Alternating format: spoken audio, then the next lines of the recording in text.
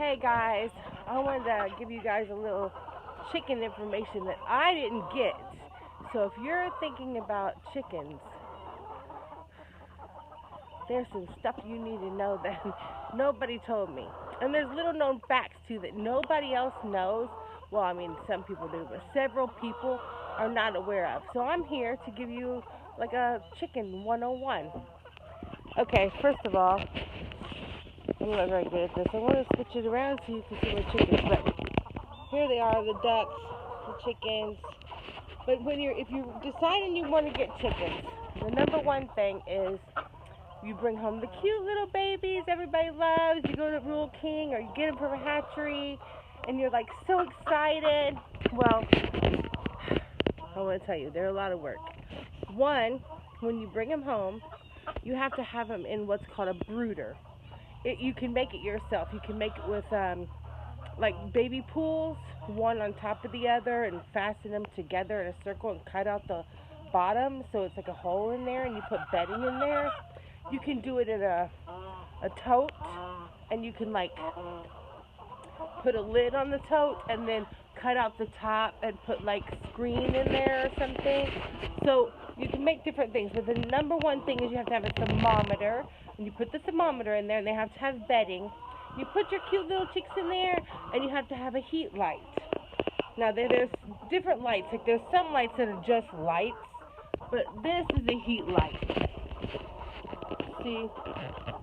It's just a heat light. They don't need it in here. I only have it in here right now because I just got a new rooster, and he's in isolation. So I don't want it to be too dark in here, so that's why I have the heat light. Right now it's not even warm enough for them to have the heat light in here, and obviously they're not little bitty babies. But here's our brooder. We made that. Like my husband just made that box. And see this hook we have up here, right here. We just take that light and hook it up here. And you want the light on one side of the box so they can get away from the light if they get too hot and come under the light if they get too cold. When you first bring them home, or when they're about newborn, you want them to be anywhere from like 100 to 99 degrees in there. And then every week you bring it down 5 degrees. Every week. And let me tell you something. You feed them chick starter. It's like chick medicated starter. You can get it at Rural King, you can get it at Tractor Supply. It's not really that expensive. You feed them that. You have to have a little baby waterer that's good for them. And you have to make sure they always have food and water, and their bedding is always dry. And it's mainly the trick about the temperature, because you don't want them too hot and too cold, so you have to constantly watch that thermometer to lower the light if you need more heat and raise it if you need less heat. So you continue to do that, and you keep them in this brooder, or the brooder that you made, for approximately 6 weeks. Then, if you already have chickens with them, which you already have big chickens, you probably know this information, but you have to integrate them like we are this rooster. You put them in a cage inside the coop where everybody can see them, but nobody can get to them to harm them. You know, that way they can't harm them. If they're new and you have a coop already ready for them, then after 6 weeks you can just take them out and let them start running around. Make sure they know where their food and water is, and then coop them up at nighttime.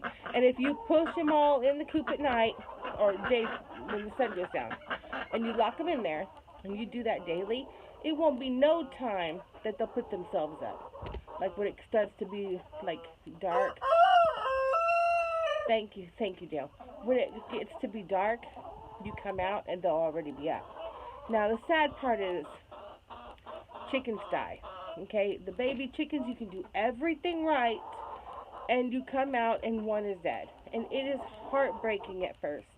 Like, I mean, I cried over so many chickens. It's not even funny.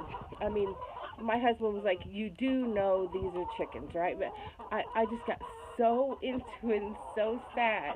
Every time one would die or get sick, I'd take it in the house and try to nurse it, but as time goes on, you come to realize chickens die. Now that's what you have to do with the babies. Also, backyard chickens saved my life. They were awesome. There's a wonderful group of people that will help you through everything. You do get kind of like mixed signals, mixed answers sometimes, but they are awesome people, and a lot of them really know what they're talking about. Now, here's some fun facts that a lot of people did not know, and it might sound stupid, but I did not know this at first.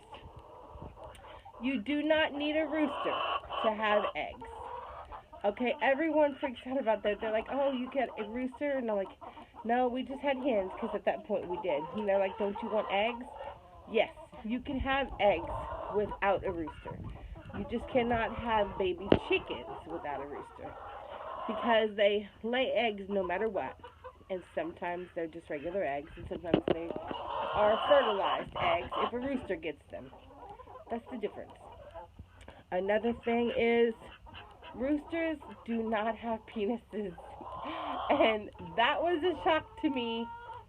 That was like, I never knew anything male did not have a male member. So I was thrown off on that one. So there's a little clue about that.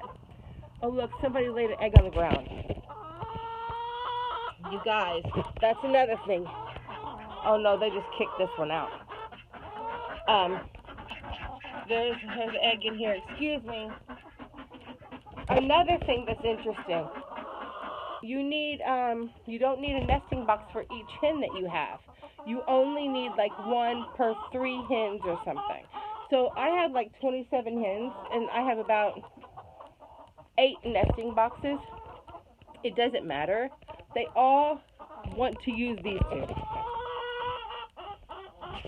So when you're making your coop and you're thinking about getting chickens, what I did was I was like, okay, I'm going to have 30 chickens, I'm going to need 30 boxes, but that's not true. You need very little boxes compared to the hens that you have because they're all just going to share.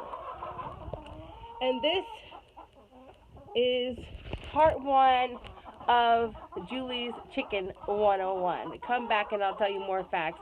And as I learn more, I'll tell you more.